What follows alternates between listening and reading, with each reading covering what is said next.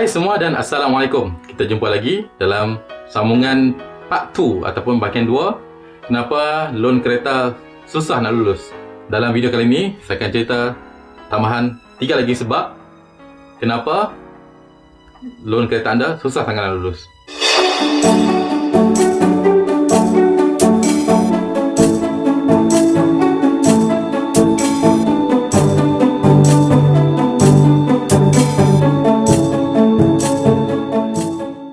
Dalam video part 1 atau bahagian pertama, saya ceritakan sebab yang pertama iaitu gaji basic ataupun gaji income business tak mencukupi di bawah kriteria yang bank perlukan, yang bank minta lah.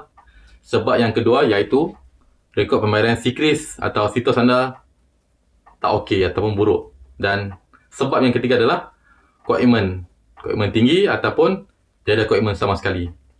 Bila anda dah lepas, sebab yang pertama ada lepas, sebab yang kedua dekat pembayaran sikris anda cantik semua, komitmen anda rendah. Sebab yang ketiga, banyak orang juga yang sangkut pada sebab yang keempat ni iaitu scoring. Scoring ni memang susah nak adjust sebab itu adalah sistem yang digunakan pakai oleh bank nak menentukan loan anda lepas atau tak lepas. Kalau scoring low, rendah, bermaksud memang loan anda tak lepas. Kalau scoring high, bermaksud loan anda lepas.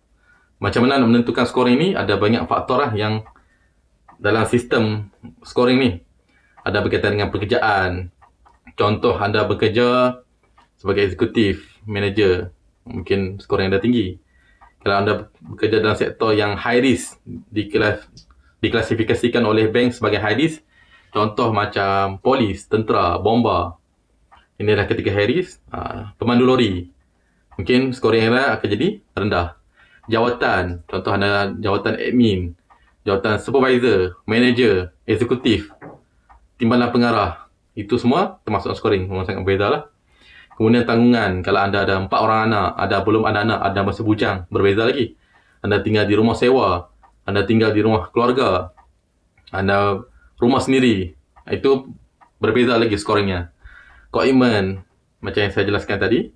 Dan contoh anda baru bekerja 6 bulan, itu pun masuk scoring. Maksud anda baru bekerja, jadi mungkin anda belum sah jawatan ataupun anda belum begitu kukuh dalam syarikat baru ni. Tak tahu sama ada akan diperpanjang ataupun mungkin diberhentikan. Anda bekerja selama 10 tahun, 20 tahun. Jadi itu pun akan dikira dalam scoring. Status anda sendiri. Status anda bujang, berkahwin, itu pun memainkan peranan jugalah. Kalau anda bujang, hanya anda sara di sini. Kalau tapi anda berkahwin, mungkin isteri-isteri rumah, anda kena tanggung isteri dan anak-anak. Jadi scoringnya berbeza lagi. Dan juga rekod payment, macam rekod sikris yang saya beritahu sebab yang kedua tadi. Semua itu masuk dalam scoring. Itu susah dia berkira. Jadi bercampur aduk. Ada sebab tu kenapa bila anda tengok, kawan aku lepas dia lulus. Gaji sama dengan aku, kerja sama, tempat sama, tapi dia lulus loan. Aku tak lepas. Sebab apa? Anda kena tengok juga. Contoh kawan anda tu, dia mungkin bujang. Anda dah berkahwin, dah ada anak. Contoh dia dah berkahwin, ada anak. Tapi mungkin komitmen dia 1.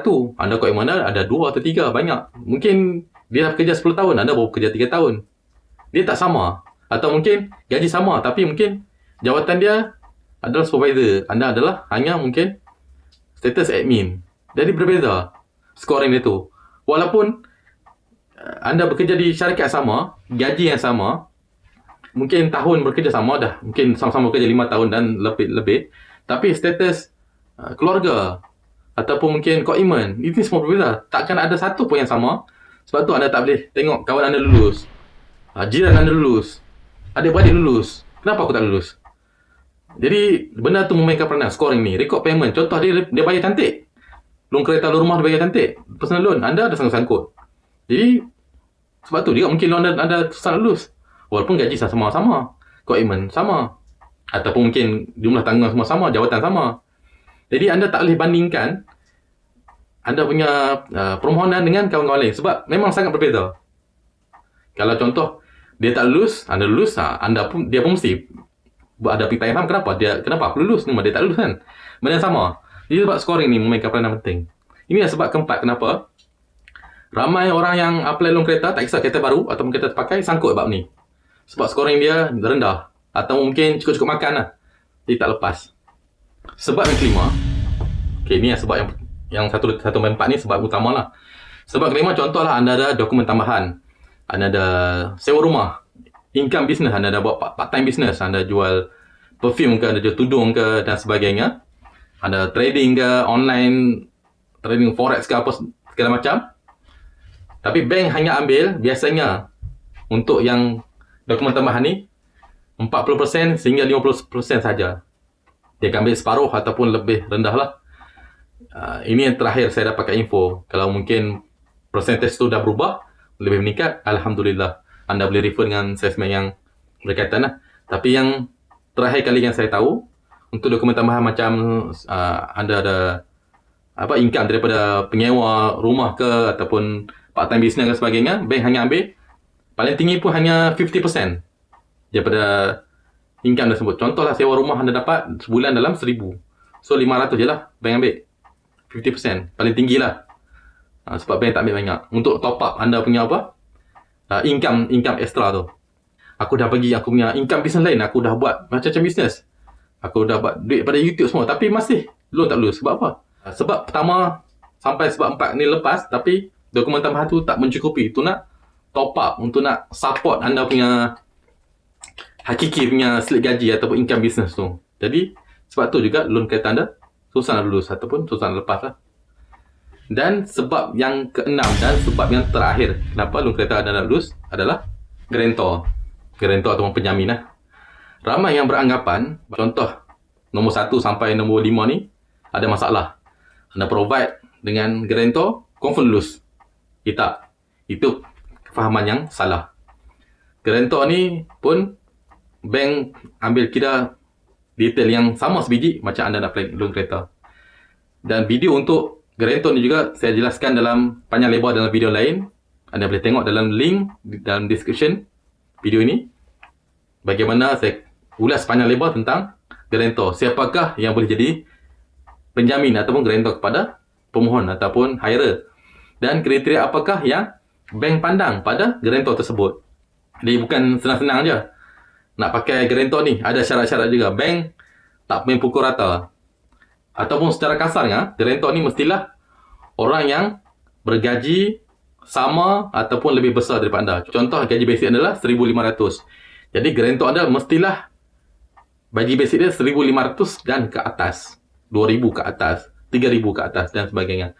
Barulah dia boleh jadi penjamin ataupun guarantor yang support anda supaya boleh lulus. Sebab apa? Bila anda tak boleh bayar loan kereta ni, contoh ada anda masalah kewangan dan sebagainya, guarantor ni lah yang terpaksa bayar komitmen loan kereta anda.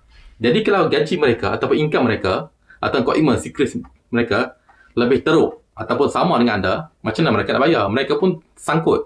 Sebab tu, bank tetapkan kalau guarantor ni mestilah lebih superior, lebih besar daripada income ataupun rekod-rekod hiring tu sendirilah. Jadi ini yang anda kena ambil tahu. Untuk guarantor tak semua boleh. Sekian saja video dari saya. Inilah 6 sebab kenapa loan kereta anda susah nak lulus. Jika anda ada sebarang pertanyaan, boleh tinggalkan di ruang komen. Saya harap anda suka video ini, like sebanyak-banyaknya. Dan bagi anda yang belum subscribe channel saya ni, silalah subscribe untuk dapatkan info yang lebih banyak berkenaan industri otomotif, iaitu loan, insurans dan sebagainya. Saya harap video ini dapat membantu anda semua dalam memudahkan anda di kemudian hari nak apply loan kereta supaya lebih mudah untuk lulus. Saya doakan anda semua lulus apply loan kereta di masa akan datang. Kita akan jumpa lagi dalam next video next time.